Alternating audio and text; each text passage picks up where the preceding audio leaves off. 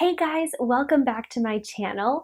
Today I wanted to film something that I don't have any notes that I've written down, which is unusual for me when I'm sitting down to film a sit-down video like this one, but it's something I've been thinking about a lot lately, and I just kind of want to open up the conversation and just kind of start talking about this subject, which is slowing down.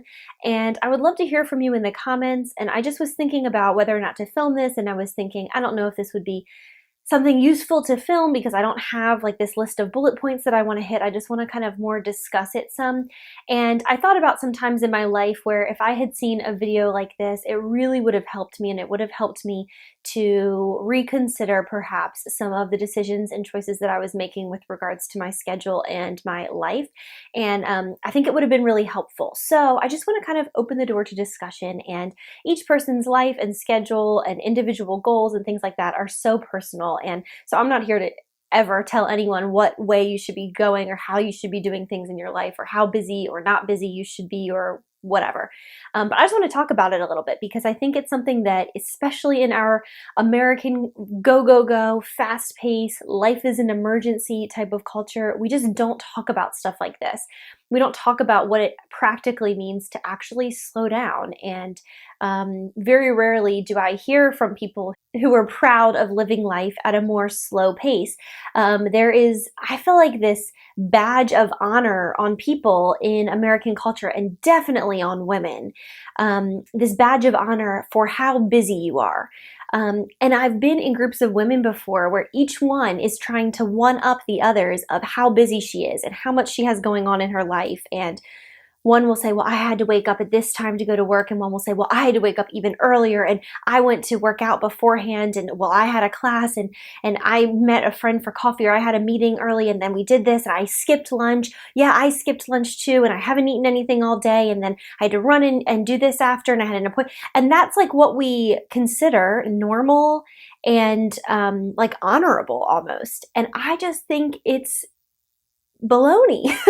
I just think it's so unhealthy, and it's something that I've had to really intentionally kind of battle that line of thinking, because that's how the whole culture around me, that's what everyone values, is you are important if you're busy, and like you're worthy if you're busy, and you are worthwhile and you are worthy and you have purpose if you're busy. And I just don't agree with that. The older I get and the more I think about that, I just agree less and less. And I just think it's important to discuss, I think it's important to talk about what does it look like practically and realistically to not have this crazy busy life that our culture acts like is the dream. Because that's not my dream. That sounds awful to me. I think white space in our days and in our lives is so important to our health as humans. And I see so much benefit coming from time that is unscheduled and unrushed days.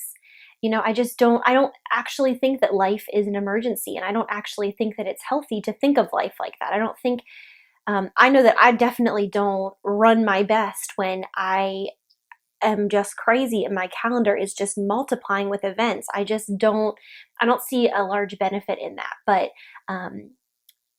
I've yet to meet very many people who are really intentionally putting boundaries around their time. So one of the reasons why I wanted to kind of talk about this subject now and kind of bring it up now specifically is because it is mid-October right now. And if you haven't already felt that end of the year frenzied feeling, you probably will pretty soon. A lot of times for me in my life, I notice that kind of frazzled feeling toward the end of summer, the end of August, early September. When kids are going back to school, I feel like everyone, children or not, just gets in this kind of tizzy panic. And it's like all these things are starting back up again. And everyone's like losing their mind a little bit, I feel like, at this time of year. And so if you haven't already felt that, or if it still feels pretty, slow and steady for you, I think we can all agree that for many of us, the busiest time of the year is the very end of the year, like November and December. With all of the different holidays in my family, my birthday and my husband's birthday are both in December, and my entire side of the family lives all the way across the country from us. And so we are always also traveling in either November for Thanksgiving, as we are this year, or for Christmas in December. So every single year at this time of year where we have 2 birthdays, multiple holidays, and I have an online shop. And so as you can imagine, retail at this time of year is absolutely crazy. All of those things combined with travel across the country, and it's like you just want to lose your entire head. Like you just feel like your marbles are just scattered. And then I have all of my friends in the town that I live in all have 2, 3, 4 kids. They all have multiple kids. And so that adds a whole other layer that I obviously am not a part of and I don't understand, but I can empathize with the fact that having kids adds a whole other layer. And now you have soccer practice and PTA meetings and everything else. And I can just empathize with like, whew, that has got to be so much more on top of the other things. And so I think that we are kind of, or certainly I was kind of, I don't want to say raised because I don't think my parents intentionally instilled this at all, but I think that we just kind of are brought up in this culture with this mindset of this is normal and this is unavoidable, this kind of frantic way of living. And I just reject that. The older I get, the more I reject that. And I've written quite a lot on my blog, which is always linked below, about living a life that's full but not busy. And I think there's a lot of value to that, but I also think that it takes a lot of intentionality. And I know that living a full but unbusied life happens haphazardly. I just don't think that's possible. Maybe in other cultures around the world, but certainly not in the one that I live in. And I even live in a small town in the South at this time. And even still, people are so frenzied. And I grew up in the Northeast and people are so frenzied there. You know, it's like culture has some to do with it, but it's kind of just the way we all are. I had a business mentor several years back, and he would say to me time and time and time and time and time again, Blair, if you don't guard your time, no one else will. No one else can guard your time for you. And that was such a life-changing thought to me because I always describe myself as like a recovering people pleaser. I think it's important to love the people around me really well, but I also think it's important to make decisions out of a sound mind and not out of, I don't want to offend anyone. I never want to upset anyone. I want to make sure everyone around me is happy. Meanwhile, I'm like completely miserable and drained. I don't think that's a healthy. So I think there's a balance there. But he would just remind me of that all the time, because it's true that if I don't say no, I can't do that, or if I don't guard my time, who else is going to? Unintentionally, people will suck your time for all it's worth. I think it's very unintentional. I'm sure there are some people in the world who are manipulative and they're trying to take your time up. But I think largely people are not. And that people just, if you can volunteer, they're going to ask you to volunteer. If you can babysit, they're going to ask you to babysit. If you can cook, they're going to ask you to cook. If you can, whatever you can do, they're going to ask you to do. And they're never going to say, or very rarely are they going to say, I'm not going to ask you to do this because you look like you have a lot on your plate right now and you have other priorities that are more important. You know what I mean? And I just think it's up to us. There's a really great book that's called Boundaries by Dr. Henry Cloud. I will link it below. Life-changing book that I think every adult should read for sure. But he talks about scheduling, but relationships, just all different types of boundaries, and talks at length about like learning to draw a line in the sand and learning to say no when you can't do something, and learning to have healthy boundaries in your life. And it's all about healthy boundaries. And healthy boundaries means letting people know about a boundary line with grace and kindness, and never screaming at someone, how dare you ask me to do that? It's not about that. But I think it's just so important. So like for my husband and I, these last few months of the year, we don't have any more house guests. If you follow along with my weekly vlogs, or if you've been following along with my Instagram or my blog or any YouTube channel, anything, then you probably know we have house guests a lot, like very often, usually at least twice a month. We have out-of-town house guests coming to stay in our home for usually a long weekend, sometimes up to 5-6 days, something like that. And we really genuinely love having people come stay with us and, you know, getting to share meals together under the same roof and just time together under the same roof. but we last year, and they're doing it again this year, we are just not having house guests for these last few months of the year. That's something that we can control. There are, 9 other months of the year, and so really October, November, and December, we're not having any house guests. We're kind of, well, really the latter half of October through really mostly November, December. We're just not having any more house guests. We're just slowing down.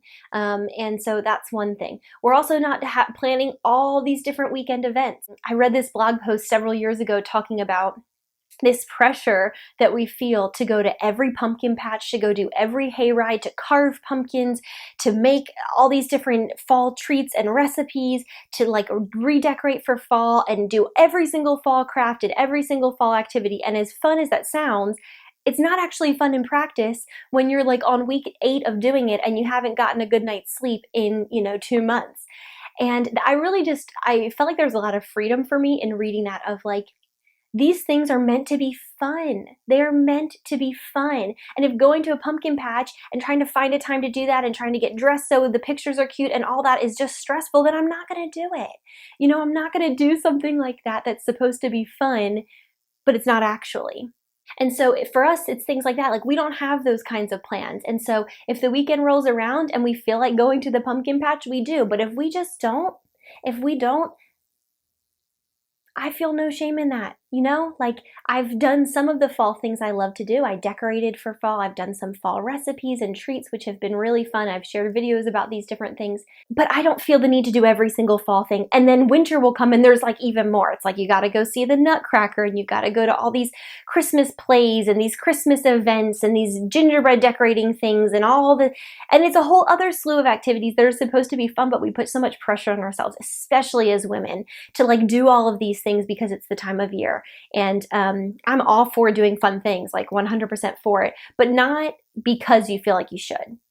I think you should do those things if it's genuinely fun to you and you want to, not because that's what people do. And then you're stressed out because your whole Saturday is taken up and you're like on a hayride and you're miserable.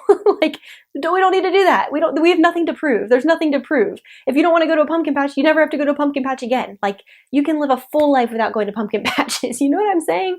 And so for us, it's like, we're not scheduling a lot on our weekends. And, we're actually, in a couple of weeks here, we are intentionally going away where we have like we've crafted this marriage retreat, this little fall retreat for ourselves, just me and my husband. We're bringing our dog because it's a pet-friendly cabin, and we're going to this little cabin in the woods out in the middle of nowhere, and we're like gonna, turn everything off and just physically, emotionally just power down. And last year we didn't do anything like that, and by the time we got to the end of the year, it was really nice. We had a really nice, fall and winter, but we were really worn out, and so we're hoping to do this to kind of recharge our batteries in anticipation. So that's something that's pretty practical if you're able to, like a little staycation or a little vacation just for a weekend where you can just decompress, if that's something that would be fun to you. If not, then don't do it. So that's that. We have a trip planned for Thanksgiving, and we are not going for the full maximum amount of time that we could possibly go. For me, it's going to my hometown for. In previous years, that's what we've done. It's like, if we have 8 days where we could squeeze in 8 days off, then we're going to go for the full 8 days.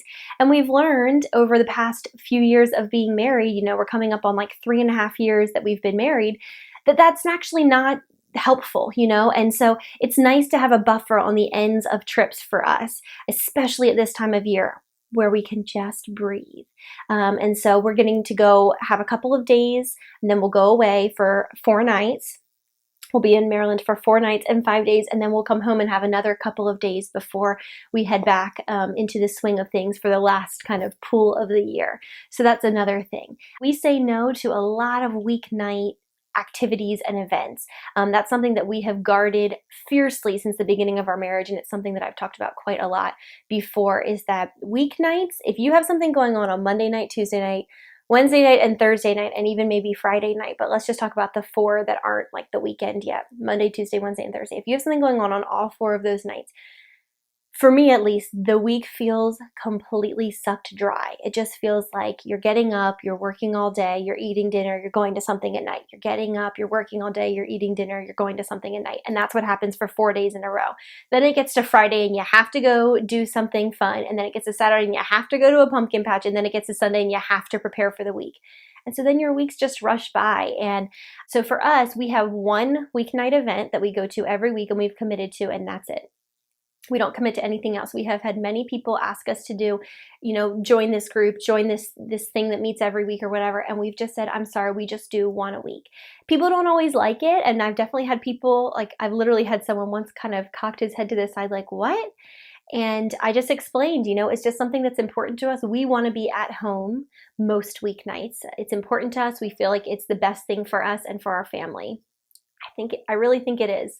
I think my husband might have just gotten home if you can hear my dog barking in the background. So, that's kind of where I am with this, is like we have kind of pinpointed a few things that we can do. There are some things completely out of our control as far as busyness and crazy seasons go. When we have 2 birthdays, 2 holidays, or 3 holidays, all kinds of stuff going on, you can only control it so much. But there are some things that we can do. And so those are the things we are doing. We're scheduling a retreat away to kind of re-energize and recharge for the rest of this very busy season for us. We're building boundaries around our weeknights and continuing to hold those firm. We're not going away for Thanksgiving for the maximum amount of time. We're just intentionally building things in to kind of slow down.